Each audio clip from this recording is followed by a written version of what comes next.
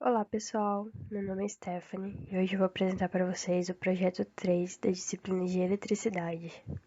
A equipe do projeto é composta pela Anne, Geisiele, Isadora, Maria e Stephanie, que sou eu. A bibliografia utilizada para a resolução dos exercícios é Análise de Circuitos em Corrente Contínua, do engenheiro Rômulo Oliveira Albuquerque, da editora Érica, e publicado em 1989. Nosso projeto consiste em responder algumas perguntas a respeito do circuito RLC misto, que envolve resistores, capacitor e indutor. Aqui nós temos alguns resultados que nos foram dados, algumas informações que nós utilizaremos para responder as perguntas propostas.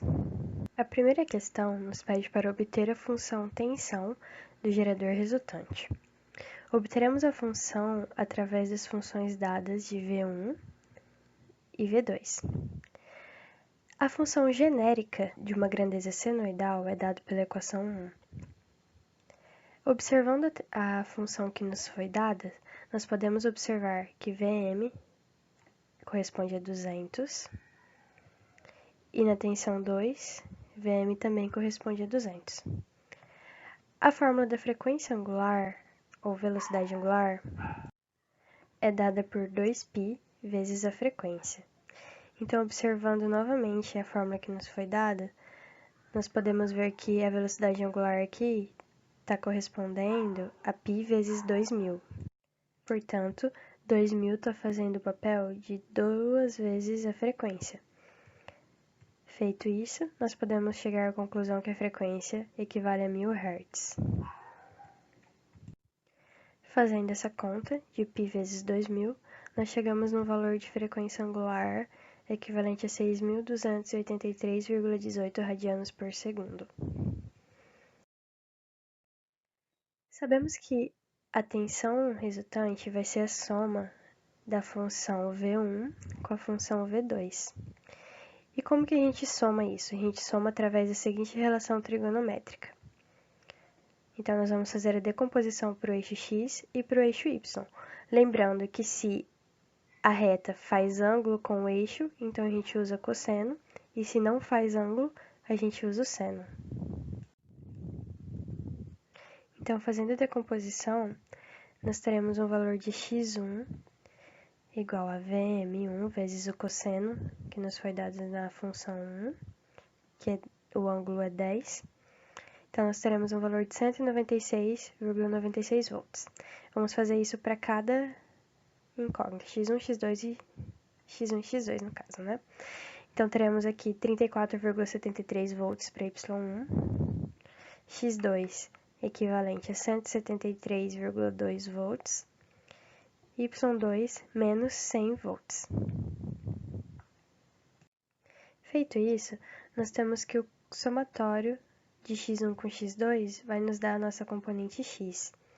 Então, somando os resultados que a gente obteve aqui, chegaremos a 370,16 volts. A mesma coisa para y. O somatório de y com y2 vai nos dar a componente y. Nós vamos ter um valor de menos 65,27 volts.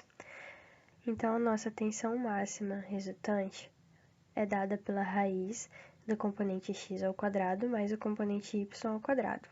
Então, jogando esses valores na nossa fórmula, nós vamos chegar numa tensão máxima correspondente a 375,87 volts. Feito isso, agora nós só precisamos achar o ângulo para poder montar a nossa função resultante. Nós temos que o ângulo é dado pela tangente de y sobre x. Então, esse componente sobre esse componente. Substituindo na fórmula, nós vamos chegar em menos 0,176, fazendo o arco da tangente, nós vamos chegar no valor de θ de menos 10 graus. Então, basta substituirmos na equação da função, chegaremos em 375,87 vezes o seno de Wt, o W a gente sabe, então a gente pode substituir aqui embaixo, menos 10 graus.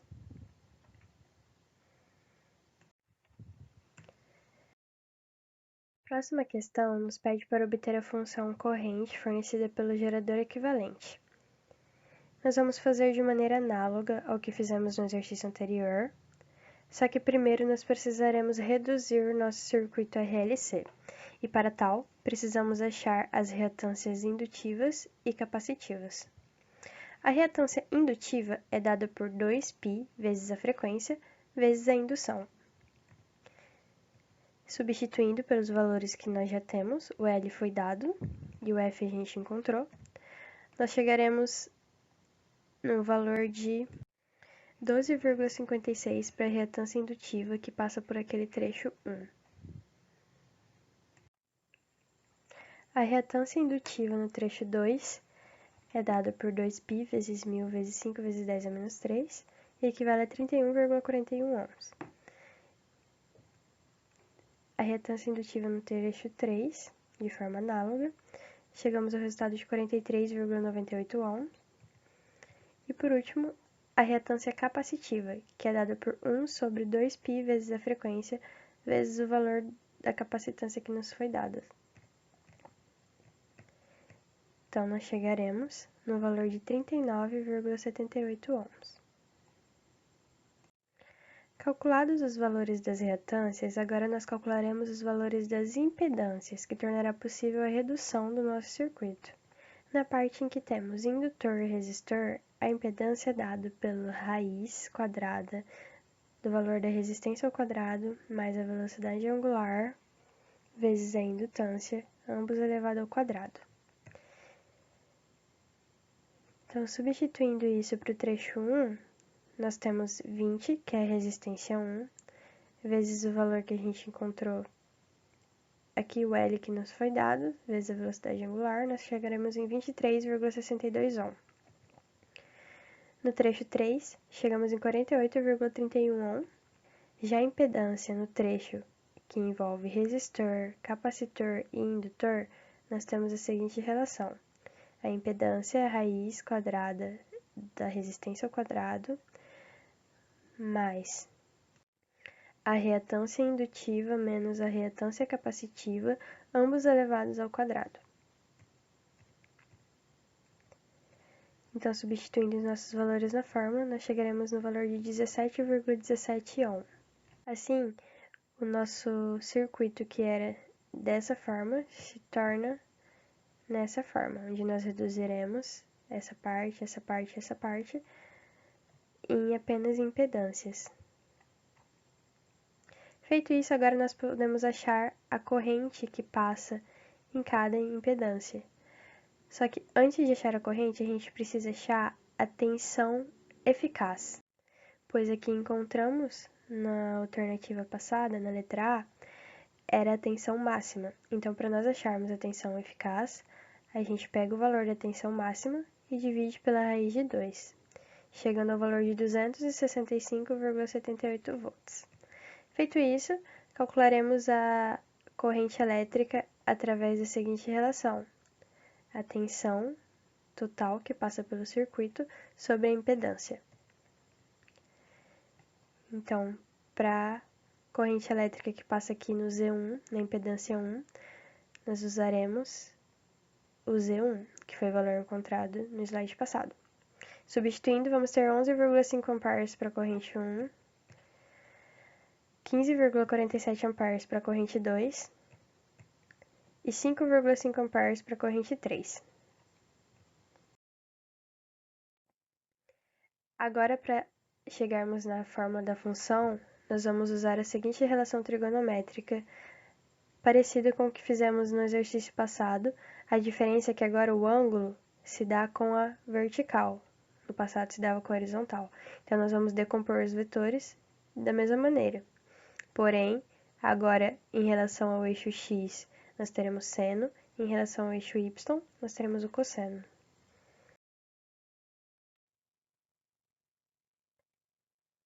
Podemos achar também já o θ da nossa função, pois o θ é dado pela relação cosseno θ é igual ao valor da resistência sobre a impedância. Então, o θ1 equivale a 33 graus, o θ2 equivale a 29 graus e o θ3 equivale a 65,5 graus.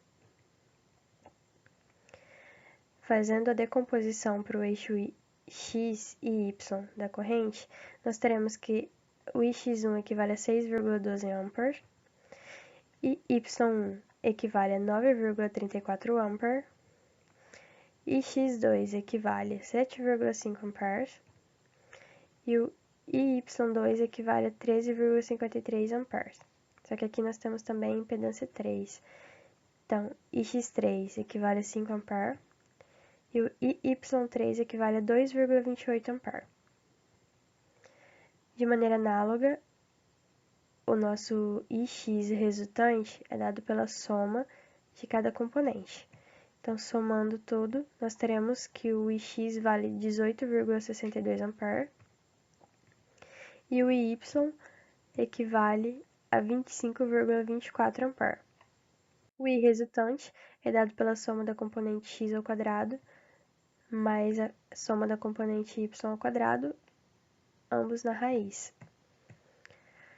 Então, substituindo, nós teremos o valor de 31,36 A. O θ da nossa função é dado pela componente y, corrente y, sobre a corrente que a gente encontrou aqui. Então, substituindo na fórmula, nós teremos o valor de 38,82 graus.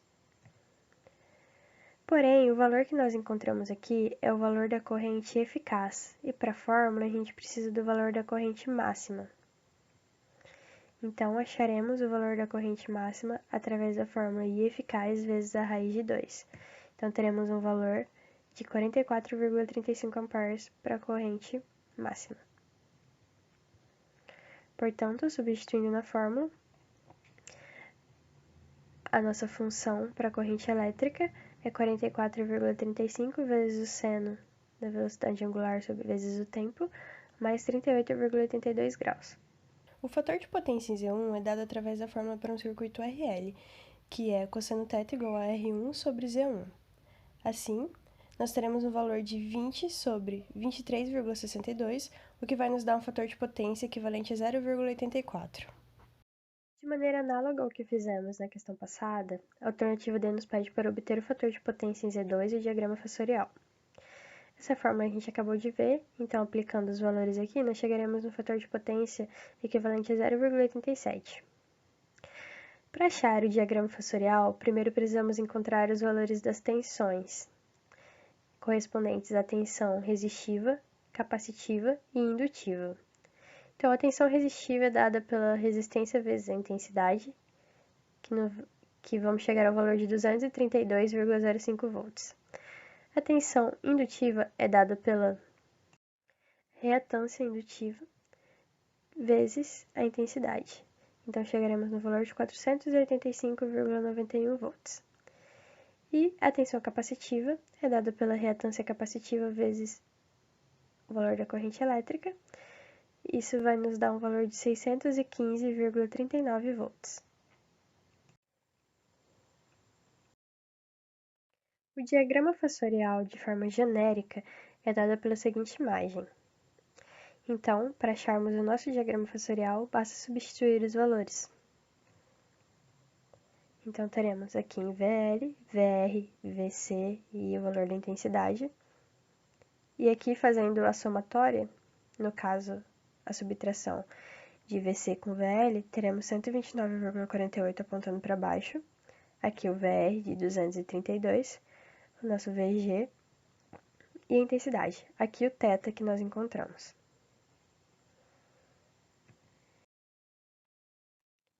A alternativa E nos pede a DDP em R3. Para isso, nós vamos utilizar a primeira lei de Ohm. Tensão é igual a resistência vezes a intensidade da corrente. Atribuindo para o nosso problema, nós temos que VR3 é igual a R3 vezes I3. Substituindo os valores na fórmula, vamos chegar a uma tensão, uma DDP, de 110 volts. A letra F nos pede para obter a função corrente elétrica em Z3. Como vimos anteriormente na letra B, a função genérica da corrente é dada pela corrente máxima vezes o seno da velocidade angular pelo tempo, mais o ângulo. Então, calculando a corrente elétrica máxima, nós vamos precisar da corrente elétrica eficaz, que a gente já calculou, vezes a raiz de 2. Substituindo na fórmula, nós vamos chegar numa corrente máxima equivalente a 7,77 A.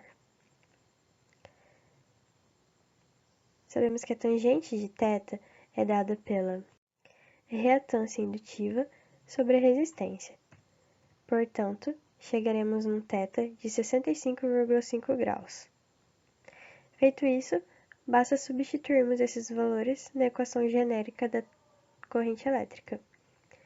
Chegaremos que a função de I em relação a t, ao tempo, é igual a 7,77 vezes o seno da velocidade angular vezes o tempo, mais 65,5 graus. A letra G nos pede para obter a potência aparente e o seu ângulo em Z2. A potência aparente é dada pela seguinte relação: a tensão total do nosso sistema vezes a intensidade da corrente elétrica que passa pelo Z2. Substituindo na fórmula, nós chegaremos em 4,11 vezes 10 a terceira volt-ampere. Para calcular o ângulo da potência aparente em Z2, nós teremos a seguinte relação, que o cosseno de θ é igual à potência elétrica sobre a potência aparente. Portanto, precisaremos encontrar o valor da potência elétrica. Sabemos que a potência elétrica é dada pela tensão que passa no resistor 2 vezes a intensidade da corrente elétrica que passa em 2. Então, substituindo esses valores que nós já encontramos previamente nessa fórmula, nós chegaremos no valor de potência elétrica equivalente a 3,58 vezes 10 a terceira watts. Substituindo ambos na fórmula que nos permite achar o θ, nós chegaremos num fator de potência de 0,87, o que nos vai dar um ângulo de 29,16 graus.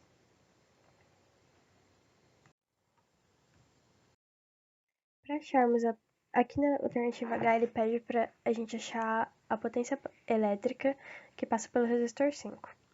Para isso, nós precisamos primeiro encontrar o valor da intensidade que passa ali. Para isso, a gente vai usar a primeira lei de Ohm. Sabemos que a corrente elétrica é dada pela tensão sobre resistência. Então, chegaremos ao valor de 10,63 A. Substituindo na fórmula da potência elétrica que a gente viu no slide passado, nós chegaremos no valor de 2,825 vezes 10 a terceira watts. A alternativa I nos pede para explicar por que é impossível que os motores elétricos não tenham indutores. Os motores elétricos são máquinas que possuem a capacidade de converter energia elétrica em energia mecânica. Os motores de corrente alternada, que também são conhecidos como motor assíncrono trifásico ou motor de indução, são os motores mais utilizados. Esses motores são divididos em rotor e estator. No estator é que são enroladas as bobinas, que são os nossos indutores, e são responsáveis por criar os campos magnéticos que serão responsáveis pelo giro do motor. Então, isso já responde a nossa pergunta. É impossível que os motores elétricos não tenham indutores, porque sem indutores o nosso motor não roda. Por último, precisamos achar a potência aparente e o seu ângulo em Z3. Faremos igual a que fizemos nas duas alternativas atrás. Sabemos que a potência aparente é dada pela tensão total vezes a intensidade da corrente que passa por esse trecho. Então, substituindo na fórmula, nós teremos um valor de 1461,62 volt/ampere. Sabemos que o cosseno θ é dado pela potência elétrica vezes a potência aparente, então precisamos encontrar o valor da potência elétrica. Potência elétrica é dado pelo valor da tensão resistiva vezes a intensidade que passa pelo trecho. Substituindo na fórmula, nós teremos um valor de 605 watts. Agora, substituindo novamente na fórmula do cosseno, nós encontraremos um ângulo de 65,54 graus. Por hoje é só. Obrigado pelo tempo de vocês. Alguma pergunta, vocês podem entrar em contato comigo por esse e-mail. Tchau, tchau.